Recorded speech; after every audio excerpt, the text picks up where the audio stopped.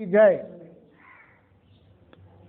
ओम नमामि सद्गुरु नित्यं अनादिवस्तु परब्रह्म ओंकारेश्वर वासाय श्री मायानंदाय धर्मात्मने नमः। लक्ष्मणराव सुतं देवं अज्ञान ब्रह्मर्दनम आनंदी परमानंदम मायानंदम वंदे जगद्गुरुम मायानंदम वंदे जगद्गुरुम मायानंदम वंदे सद्गुरुम। परम मंगलमय विश्वरूप परमात्मा को नमन करते हुए तीन गुणों की प्रणवगति में चार युग होते हैं। चार युगों में विश्वरूप परमात्मा अक्षर भाव से विशेष शक्ति तेजांश लेकर 10 बार मनुष्य देह धारण कर धर्म की स्थापना करते हैं। उनके नाम हैं मत्स्यकूर्मो वराहस्य नरसिंहो अथवा वामनः रामो रामश्च कृष्णः बुद्धः कल्किश्चते दशः।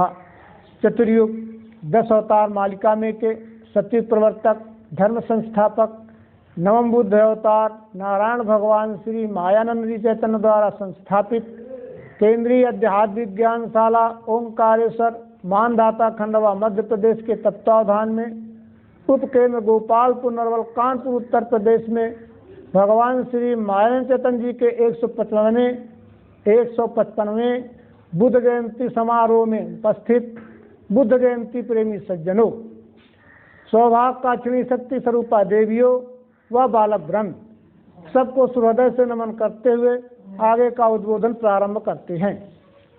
भगवान श्री मायाचंद्र जी का आज 155वां जन्मदिन है, जिसको अपन सब लोग बड़े हर्ष उल्लास के साथ मना रहे हैं। तो यहाँ भगवान श्री मायाचंद्र जी का थोड़ा अल्प जीवन परिचय लेते हैं। नवम बुद्ध अवतार नारायण भगवान श्री मायाचंद्र जी चतुर्युग 10 अवतार मालिका के 9वें अवतार हैं। लेकिन बुद्ध अवतार के बारे में मानव जगत में एक भ्रांति फैली हुई है कि गौतम बुद्ध को ही विष्णु का अवतार मान लिया गया। तो बड़े बड़े विद्वान कहलाने वाले उनको 9वें बुद्ध के पद पर बिठा भी दिया गया और सर्वत्र प्रचार प्रसार भी किया गया। लेकिन जो गौतम बुद्ध के मतावलंबी लोग हैं, जो गौतम बुद्ध को मानने वाले हैं, जो गौतम बुद्ध धर्म को मानने वाले, वो नहीं मानते हैं गौतम बुद्ध विष्णु का अवतार हैं। ये विशेष बात है। तो यहाँ थोड़ा ये विचार करना है, धराधाम में जब कोई विशेष युक्ति का अवतरण होता है तो उसमें 3 योग साथ आते हैं, समय योग, स्थान योग, ग्रह योग। तो समय योग भगवान श्री मायाचंद्र जी के समय महामुनि व्यास ने सामान्य भविष्यवाणी की थी भागवत महापुराण में कि कलयुग के 5010 वर्ष बीतने के बाद नर्मदा किनारे बुद्ध अवतार आएगा जो अवध धर्म का बहुत बहुत प्रचार प्रसार करेगा।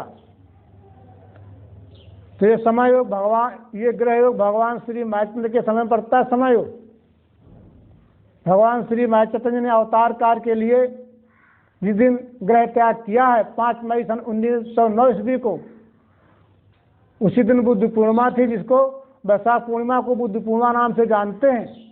तो उस दिन कलयुग के 5010 वर्ष पूरे होते हैं। जिस दिन अवतार काल के लिए भगवान ने ग्रह त्याग किया है तो 5 मई सन 1909 ईस्वी थी। वो वैशाख महीने की पूर्णवासी का दिन था, जिसको बुद्ध पूर्णिमा नाम से जानते हैं। इसी दिन महामुनि व्यास जी ने सामान्य भविष्यवाणी भागवत महापुराण में की थी कलयुग के 5010 वर्ष बीतने के बाद नर्मदा किनारे बुद्ध अवतार आएगा जो अवध धर्म का बहुत बहुत प्रचार प्रसार करेंगे, उपदेश करेंगे। तो भगवान श्री मायाचंद्र के अवतार काल के समय वो प्रमाण सिद्ध होता है। और इसके बाद ग्रह योग, तो यदा सूर्य चंद्र से यदा तिष्ठो बृहस्पति एक राशौ समेशंति प्रपश्यन्ति तदा कतौ। जब सूर्य चंद्रमा और बृहस्पति एक राशि में आएंगे उस दिन से सतयुग चालू हो जाएगा। तो सन 1942 ईस्वी में ये ग्रह योग पड़ा। इसमें लगभग 36 घंटे के ऊपर ये तीनों ग्रह एक राशि में रहे। यद्यपि ये तीनों ग्रह आया ही जाया करते हैं, लेकिन पूर्ण समय नहीं रहते हैं, कभी घंटे 2 घंटे 4 घंटे 10 मिनट 5 मिनट। लेकिन एक ऐसा महायोग आया कि 36 घंटे के ऊपर ये तीनों ग्रह एक साथ रहे। स्थान योग कलयुग में नर्मदा मुक्तिदायिनी होगी, कलयुग में नर्मदा मुक्तिदायिनी होगी। तथा कलौ संप्रवत्ते सम्मोहाय सुरदिशाम बुद्धौ नामना अजिंसित कीकटे भविष्यत्।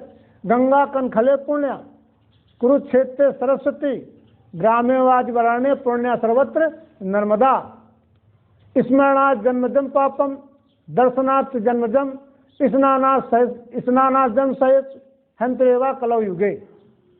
तो कलयुग में नर्मदा मुक्तिदायिनी, तो नर्मदा किनारे नमः बुद्ध अवतार नारायण भगवान श्री माया चैतन्य जी ने केंद्रीय अध्यात्म विज्ञानशाला की स्थापना की और वहां से संपूर्ण मानव मात्र में मुक्ति देने वाली विद्या सर्वांग योग के द्वारा विश्वरूप परमात्मा का प्रत्यक्ष दर्शन कराते हुए वस्तु महाकाल पर ब्रह्मबोध होता है।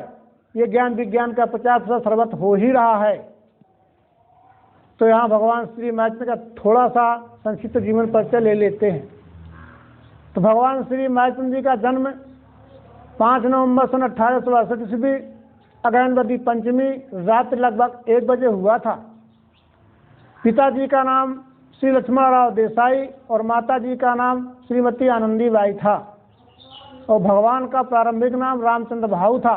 जन्म कहाँ हुआ था? उस समय ग्वालियर एक राज्य था, स्टेट थी, उसमें उमरी गांव में हुआ था। आज उमरी गांव भिंड जिले के अंतर्गत पड़ती है। पिता लक्ष्मणराव देसाई नित्य गीता का पाठ करते थे और रामचंद्र भाऊ को सुनाते थे। भाऊ बड़े हुए, सयाने हुए तो उन्होंने गीता का स्वयं अध्ययन किया और गीता का अध्ययन करते समय उनकी दृष्टि गीता के मूल रत्न दिव्य चक्षु पर स्थिर हुई। दिव्य चक्षु क्या है, इस रहस्य को जानने के लिए रामचंद्र भाऊ ने गीता का गहन अध्ययन किया, लेकिन गीता में दिव्य चक्षु का रहस्य स्पष्ट न हो सका। श्रुतियों को, स्मृतियों को, शास्त्रों को, पुराणों को, इन सबका गहन अध्ययन किया, लेकिन यहाँ भी दिव्य चक्षु का रहस्य स्पष्ट न हो सका। सभी संत साहित्यों का अध्ययन किया, संत साहित्यों में दिव्य चक्षु का रहस्य स्पष्ट न हो सका। चाहत के कारण मानव जगत की ओर रुख करते हुए जो भी साधु महात्मा पंडित विद्वान मिलता, भाव उनसे एक ही प्रश्न करते, दिव्य चक्षु क्या है आप जानते हैं? लेकिन यहाँ भी दिव्य चक्षु का रहस्य स्पष्ट न हो सका। होता भी क्यों? रामचंद्र भाऊ अपने पूर्व कृष्ण में स्पष्ट कर सके। गीता अध्याय 4 दूसरे नंबर श्लोक में, बहुत काल जाने से पार्थ योग मिटा, यहाँ प्रकृति का अपना कार्य निहित रहता है, उसमें किसी भी तरह का न तो रद्दोबदल हो सकता है, न कोई हस्तक्षेप कर सकता है। सन 1885 ईस्वी में रामचंद्र भाऊ को पिताजी के साथ बनारस जाने का प्रकृति योग आया, प्रकृति योग पढ़ा। बनारस में रामचंद्र भाऊ पिताजी के साथ जहाँ ठहरे हुए थे, एक दिन भाऊ के पिताजी सरकारी कार से कहीं बाहर गए हुए थे। प्रातः रामचंद्र भाऊ टहलते हुए दशाश्वमेध गंगा के किनारे पहुंचे और ऊपर सीढ़ियों में खड़े होकर के नीचे की ओर देखा तो एक तेज पुंज वयोवृद्ध महात्मा गंगा स्नान कर उन्हीं की तरफ सीढ़ियां चढ़ते हुए आ रहे। ये देख करके रामचंद्र भाऊ आश्चर्यचकित हुए और ऊपर खड़े हुए लोगों से गुरुत्वाकर्षण के कारण आश्चर्यचकित हुए और ऊपर खड़े हुए लोगों से पूछा, ये महात्मा जी कौन हैं? लोगों ने परिचय देते हुए बताया कि ये महात्मा जी श्री विशुद्धानंद सरस्वती जी नाम से जाने जानते हैं। ये विशुद्धानंद संस्कृत विद्यालय के संस्थापक हैं और संचालक भी हैं। ये सब चर्चा हो ही रही थी, तब तक स्वामी जी सीढ़ियाँ चढ़ते ऊपर आ गए और संस्कृत विद्यालय की ओर चल दिए। रामचंद्र भाऊ ही बड़ी प्रसन्नता से, उत्सुकता से स्वामी जी के पीछे पीछे संस्कृत विद्यालय पहुंच गए। गीता अध्याय 4 34 नंबर श्लोक, तुझे वो ज्ञान देवेंगे ज्ञानी तत्वज्ञ जो लखें, दंडोत्पन्न सेवा से ध्यान में रखना उसे। रामचंद्र भाऊ अपने पूर्व कहने के निर्देशानुसार इस वर्तमान देह में सनातन आचार करते हुए पूर्ण समर्पण, सात्विक श्रद्धा, शिष्यत्व बुद्धि से सदगुरु के चरणों में दंडवत प्रणाम करते हुए हाथ जोड़कर स्वामी जी के सामने खड़े हो गए, कुछ भी नहीं बोले। बालक की तेजता को देखते हुए स्वामी जी कहने लगे, बालक की तेजता को देख करके स्वामी जी कहने लगे, बच्चा क्या चाहिए, बालक क्या चाहिए। तब रामचंद्र भाव ने प्रश्न किया। कृष्ण ने अर्जुन को दिव्य चक्षु दिए, कृष्ण ने अर्जुन को दिव्य चक्षु दिए, वो दिव्य चक्षु क्या है, यदि आप जानते हैं तो हमें प्रदान करें। 16-17 साल के बालक का सीधा मर्मशोधक सुनकर श्री विशुद्धानंद सरस्वती जी अवाक रह गए। होते भी क्यों ना, क्योंकि उस दिन तक ऐसा सीधा प्रश्न करने वाला उन्हें कोई भी व्यक्ति नहीं मिला।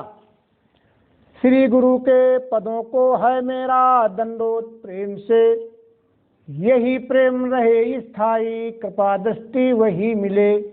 आचार करके ऐसा सनातन मुमुक्ष ने किया प्रश्न, गुरु बोले सिद्धांत सब वो सुनो। पड़े हुए कंकड़ को उठाया विशुद्धानंद सरस्वती जी ने, वहीं पड़े हुए कंकड़ को उठाया। अधिष्ठान स्वरूप सूत्रबद्ध वाक्यों में रामचंद्र भाव के प्रश्न को वो दिव्य चक्षु क्या मात्र 10 मिनट में समाधान करते हुए प्रत्यक्ष दिव्य दृष्टि दी। आत्मानुभव साक्षात्कार होते ही, परमात्म दर्शन होते ही भाव की समाधि लग गई। ये अवस्था देखकर स्वामी जी कहने लगे, तुम्हारे सहित आज तक मैंने गिनती में सिर्फ मात्र 3 लोगों को ही दिव्य दृष्टि दी है, और इस दिव्य चक्षु का जो सर्वत्र प्रचार प्रसार करेगा वो कलयुग में बुद्ध अवतार नाम से प्रसिद्ध होगा। ऐसा अवतार कार्य का सांकेतिक आदेश देते हुए स्वामी जी अपने स्थान चले गए। स्वामी जी को नमन करते हुए हृदय सिंहासन में सदगुरु को स्थापित कर रामचंद्र भाऊ वापिस जहाँ ठहरे हुए थे आए, और इसके बाद पिताजी के साथ वापस ग्वालियर लौटे। इस रहस्य को भाऊ ने किसी को भी नहीं बताया। ये जो घटनाक्रम हुआ, परिपोष्ट हुआ, इस रहस्य को रामचंद्र भाऊ ने किसी को भी नहीं बताया। अब भाऊ के प्रश्न का समाधान तो हो गया, भाऊ के प्रश्न का समाधान तो हो गया, लेकिन जो सदगुरु श्री विशुद्धानंद सरस्वती जी का आदेश था, सदगुरु के आदेशानुसार विश्व कल्याण धर्म स्थापन में सर्वत्र प्रचार प्रसार हेतु औरों को परमात्म दर्शन आत्मानुभव साक्षात्कार कैसे कराया जाए, यानी दिव्य दृष्टि का सर्वत्र प्रचार प्रसार कैसे किया जाए, इन विचारों का उद्भव होना, प्रकट होना, स्फुरित होना ही सर्वांग योग के उद्भव का कारण है। गृहस्थाश्रम का पालन करते हुए, गृहस्थाश्रम में सभी धर्म ग्रंथों का अध्ययन मनन अभ्यास करते हुए गृहस्थाश्रम में 2 तप पूरे किए। सदगुरु के आदेशानुसार रामचंद्र भाऊ के अपने अवतार कार्य की जागृति ही थी। समय की अनुकूलता को ध्यान में रखते हुए पुत्री द्वारिका की शादी करने के पश्चात 5 मई सन 1909 ईस्वी बैसाख महीने की पूर्णमासी के दिन, जिसको बुद्ध पूर्णिमा नाम से भी जानते हैं, इसी दिन महामुनि व्यास जी ने जो भागवत महापुराण में सामान्य भविष्यवाणी की थी कि कलयुग के 5010 वर्ष बीतने के बाद नर्मदा किनारे बुद्ध अवतार आएंगे जो अवध धर्म का बहुत प्रचार प्रसार करेंगे। तो कलयुग के 5010 वर्ष भी इसी दिन पूरे होते हैं। कल के 5 सहस्र होते ही बुद्ध अवतार प्रगटे भारत भूमि में हेतु पाखंड संहार। इस तरह से प्रातःकाल माता जी के चरणों में रामचंद्र भाऊ दंडवत प्रणाम नमन करते हुए माता आनंदी से अनुमति आज्ञा लेकर रामचंद्र भाऊ ने अवतार कार्य के लिए गृह त्याग किया और अपना नाम रखा मायानंद, और फिर आगे बढ़े तो नाम मायानंद ब्रह्मचारी। इसके पश्चात तीर्थाटन करते हुए सावन महीने की त्रयोदशी के दिन प्रातःकाल नर्मदा माई के उद्गम स्थान अमरकंटक पहुँचे और उस दिन की रात सन्यासी मठ में बाहर व्यतीत की, और दूसरे दिन नर्मदा माई के उद्गम स्थान से 7-8 किलोमीटर दूर कपिलधारा के समीपस्थ दुग्धारा के पास निर्जन बियाभान घनघोर भयानक वन में श्रावण बद्ध चतुर्दशी को लगभग 4 बजे सायंकाल कपिल गुफा व्याघ्र गुफा पहुँचे। क्यों? क्योंकि बिना कारण के कार्य नहीं होता है। तो सतगुरु श्री विशुद्धानंद जी का अवतार कार्य का सांकेतिक आदेश था। तो औरों को परमार्थ दर्शन कराने की युक्ति विधि सूत्र के आविष्कार के लिए मायन जी कपिल गुफा व्याघ्र गुफा में प्रवेश कर 99 दिन तक आसपूर्णित रोंगटे खड़े कर देने वाला घोर तप किया। 99 दिन की कालावधि में 78वें दिन भादव महीने की पूर्णमासी के दिन औरों को परमार्थ दर्शन कराने की युक्ति विधि सूत्र दिव्य दृष्टि का आविष्कार करते हुए अपने पुरुषोत्तम पद की सिद्धि कर दी। इतना ही नहीं, उसी अवस्था में भगवान ने अपने को महाकारण परब्रह्म में लय किया। दिव्य दृष्टि का आविष्कार होते ही भगवान को ब्रह्मानंद हुआ। उस ब्रह्मानंद के उन्माद में भगवान 21 दिन तक अपने आसन पर ही पड़े रहे। क्वार महीने की शुक्ल पक्ष छठ को उन्माद शांत करते हुए वहां से अपना आसन हिलाया ने प्रस्थान किया नर्मदा माई की परिक्रमा के लिए। अब इसके पश्चात भगवान ने जो कपिल गुफा व्याघ्र गुफा में दिव्य दृष्टि का आविष्कार किया वो अंतःकरण में उनके अव्यक्त रूप से थी। तो सन 1913 ईस्वी में गद्य रूप से दिव्य दृष्टि नामक छोटी सी पुस्तक देसाई प्रिंटिंग प्रेस ग्वालियर से प्रथम बार प्रकाशित कराई, प्रचार प्रसार में भक्तों को वितरण करने के लिए देने के लिए। गद्य रूप में दिव्य दृष्टि होने के कारण सर्वत्र प्रचार प्रसार में अति उपयोगी लाभकारी न हो सकने के कारण भक्तों के कहने पर ये दिव्य दृष्टि करना पद रूप में की जाए तो सर्वत्र प्रचार प्रसार में अति उपयोगी लाभकारी होगी। भक्तों के कहने पर भगवान श्री माइक ने 1922 के अंत में और 1923 के प्रारंभ में मराठी भाषा में छंद अनुष्ठुप छंद में सर्वांग की रचना की। लेकिन मराठी भाषा एक क्षेत्रीय भाषा होने के कारण सर्वत्र प्रचार प्रसार में अति उपयोगी लाभकारी न हो सकने के कारण भक्तों के कहने पर कि सर्वांग की रचना हिंदी भाषा राष्ट्रीय भाषा में की जाए तो सर्वत्र प्रचार प्रसार में अति उपयोगी लाभकारी होगी। भक्तों के कहने पर भगवान श्री महाचैतन्य जी ने 30 दिन 1923 ईस्वी को 58 छंदों में सर्वांग की रचना की। 58 छंदों की रचना में जो भगवान श्री महाचैतन्य ने जड़ चैतन्य की ग्रंथि का समाधान किया वो जड़ चैतन्य की ग्रंथि का पूर्ण समाधान न होने की कमी भगवान को स्वयं महसूस हुई। तो 5वें अध्याय में जो 4था नंबर श्लोक था, जीवों में अन्न के द्वारा ये तीनों स्थूल रूप से मन बुद्धि अहंकार बन के घूमने लगे। उसके पहले सन 1929 ईस्वी में एक छंद और जोड़ा, जीवों में अन्न के द्वारा ये तीनों स्थूल रूप से कफ बात बने पित्त वेग से कूदने लगे। इसी से स्थूलता पाई स्वरूप बोध के लिए मन बुद्धि अहंकार बन के कार्य है करे। इस तरह से जड़ चैतन्य की ग्रंथि का पूर्ण समाधान करते हुए सन 1929 में 59 छंदों में 1888 अक्षरों में सर्वांग रचना पूर्ण की। और इसके पश्चात भगवान ने सर्वत्र भारत देश में भिन्न भिन्न प्रांतों में जाकर के जो सदगुरु का आदेश था कि धर्म स्थापन में सर्वत्र प्रचार प्रसार दिव्य चक्षु का करते हुए 1923 ईस्वी में केंद्रीय अध्यात्म विज्ञान शाला की स्थापना ओंकारेश्वर मानधाता खंडवा मध्य प्रदेश में की, जहाँ से निरंतर ये ज्ञान विज्ञान का प्रचार प्रसार हो ही रहा है। केंद्रीय अध्यात्म विज्ञान शाला ओंकारेश्वर से ही ये स्थायी मान्यता प्राप्त उपकेंद्र है, जहाँ आप लोग भी इस ज्ञान विज्ञान का अपना सत्संग करते ही रहते हैं। तो यहाँ थोड़ा ये विचार करना है, भगवान को आज के दिन से 155 वर्ष हो गए। अवतार पद की पहचान तुरंत नहीं होती है। अवतार पद की पहचान तुरंत नहीं होती है। उसकी पहचान में 400-500 वर्ष तक बीत जाते हैं तब लोगों को पहचान हो पाती है। अगर अवतार के समय लोग अवतार की पहचान कर लें तो धर्म स्थापना का कार्य तो बड़ी जल्दी हो जाए। वो तो जब लोग धीरे धीरे करके जागृत होते हैं तब उनको पहचान होती है, अरे वो तो भगवान थे। ऐसे ही भगवान श्री महात्मा का ये समय काल है कि धराधाम में आज कितनी बड़ी आबादी है, लेकिन कितने लोग भगवान को जानते हैं। लेकिन नहीं, वो धीरे धीरे भगवान की पहचान और भगवान के सिद्धांत की पहचान होती ही चली जा रही है। तो अपन सबको विचार करना है कि निरंतर सत्संग करें और जहाँ भी रह रहे हों वहाँ जो भी व्यक्ति मिले तो भगवान के सिद्धांत सर्वांग योग का परस्पर जो है वहाँ अपना प्रचार प्रसार मिलान करते रहें, जिससे कि भगवान के सत्ययुग स्थापन कार्य में अपन सब लोग सहयोगीकरण बने। ये वर्तमान संचालक इस समय हैं परम पूज्य जगत गुरु श्री उमाशंकर जी चैतन्य।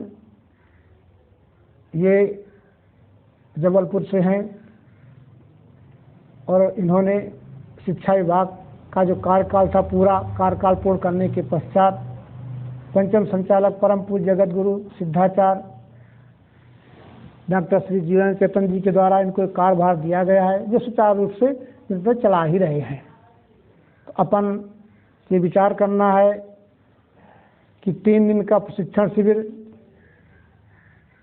जो आगे फागुन का महीना आएगा ना तो शिवरात्रि से होता है, तो उसमें जो विद्यार्थी नए होते हैं वहाँ स्वामी जी के द्वारा और वरिष्ठ आचार्यों के द्वारा सर्वांग योग का आधारित सर्वांग योग, दिव्य दृष्टि, गीता इनका प्रशिक्षण दिया जाता है। और इसके बाद वहाँ से यही एक स्फूर्णा दी जाती है कि आप लोग जहाँ हो अपना कार्य करो और जो शेष समय बचे तो भगवान के ज्ञान को अवश्य ही भक्तों में बांटो। इसी के साथ सबको सुहृदय से नमन करते हुए ये वाणी को विराम देते हैं। बोलो सद्गुरु भगवान की जय।